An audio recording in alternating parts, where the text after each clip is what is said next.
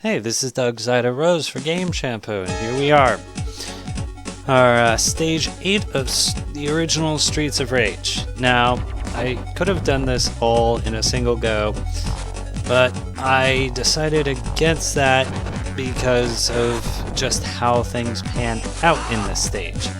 There's two big fights, the final boss and the second to last boss, and unfortunately the second to last boss is to a degree arguably harder than the last boss. Now, this stage has its own unique features, and I've been hit by one, the rolling dinner carts. Prior to this, everything was stationary when you were seeing it on screen. And the dinner carts do actively seek you out. If you're just walking in a line opposed to moving diagonally, they will hit you. Plain and simple. They will hit you. There are no... like there I was actually paying attention, so I dodged it. Now, this is easily the longest stage. If I hadn't segmented this, it would easily be about probably 15-20 minutes between the final two fights. I hadn't beaten the game prior to doing this walkthrough, so, well, I say walkthrough, I mean let's play. Yeah. And beating this game, making it to this stage and all the way through prior to here. So I wanted to be sure I knew what was coming at me and had a sense of what I was doing. Now, I mentioned unique elements and the dinner carts. There's one other outside of the boss rush. We've got our Aussie dock worker guy back, who okay, he does give me that time. Though I then proceed to just beat the crap out of him, suplex him, a lot of knees to the face, and other bits, and I take him out without much more life lost at that point. That was an easy fight. Alright, this... Now, pay attention to the sky in the background. As I proceed through and take on the various bosses, plus just make it closer to Mr. X, the leader, you are gonna see it lighten. It starts in the darkness that this whole... Most of the game takes place at night, whereas this last one, we actually see daylight appear. Now I'm also very grateful that there's a lot of food. This is because of all the high-grade enemies. Most of the time, I don't think about getting punched by those guys. Those guys actually do enough damage to be hurt, opposed to the chips that I'm kind of used to dealing with. Alright, here we are. We see the sky again. We're moving toward dawn. And I wish I could say that I dodged more of those dinner carts. But I can assure you now, I don't. I actually do pretty bad about it. So, let's see here. We've got that guy I dealt with. Next, I believe, is the wrestler. Abba, BB. Oh wait, no, my bad. Next is Bungo. First we have... Oh, no, I forgot about Souther. I almost always forget about Souther. Here, he really looks more like Freddy Krueger. It's the shirt. Well, I say this, but, he's black and yellow opposed to black and red. I know at least that much. Never watched The Nightmare on Elm Streets personally, because I am good with those movies, just not the greatest with them.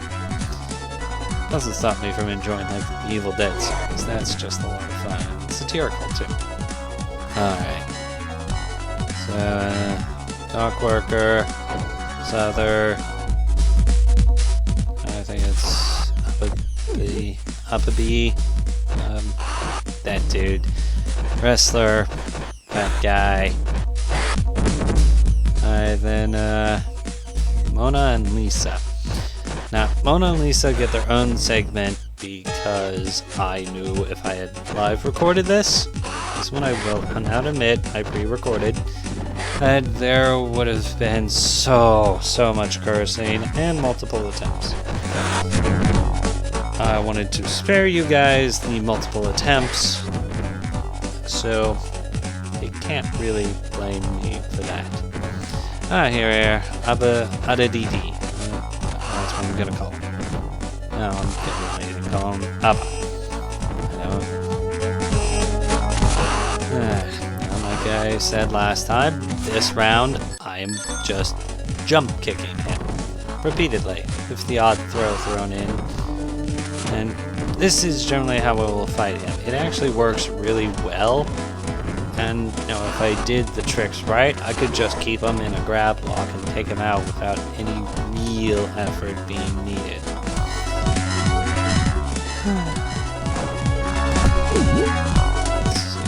So yeah, now I gotta fight through some more mooks. Dig around. Ooh, yeah, that's a pepper shaker. Yeah, those guys are annoying, so anytime I can get an advantage on them, I will take it. So yeah, next is Bongo, I believe. But yeah, there's just a lot of fighting between here and there. Alright, now, like I said, in the last video, I don't have access to my super, something that I've brushed off so far. People who've been paying attention would notice the player 2 option is grayed out. It's not there anymore. I could not bring in a second player. The only way a second player would be able to join is because they were with me when I finished up round 7. Here's Bongo. This time I know I don't try and throw him. Instead I do exactly what I'm supposed to. I don't take any damage. Just had to spite me. Okay, I forgot that I took that tiny scrape, which puts me in a bad spot, and now I just cheese him. Dodge him. Anytime I see that flame, I just move a little, that's all I have to do. Celebratory jumps, because Bongo is dead. Don't have to worry about him anymore. Repeatedly punching and kick her to make sure she doesn't do anything. Use the dinner cart to my advantage. I forgot I dodged that one. And now I just punch and throw him. I save that meat for I know I'm going to need it a bit more. Take care of the juggler. Or the best way to deal with that guy is either come up from behind him and grab him, or punch, moving close, and just make sure. Oh yeah, yep, here we are. We're almost to the fight with Mona and Lisa. Now, I know I don't die here. Well, okay, I shouldn't say that. I probably do die and I have to use a continue. Called it. And this sets... Yeah, this doesn't lead well. Now, it is 2 different segments that ultimately made the final cut. I wanted to get a good fight, and that took a round or 2. Now I have to fight through all those Shivas as well as those white-haired Garcias. Okay. Well, here we are at the end. Please be sure to like and subscribe and enjoy the next video.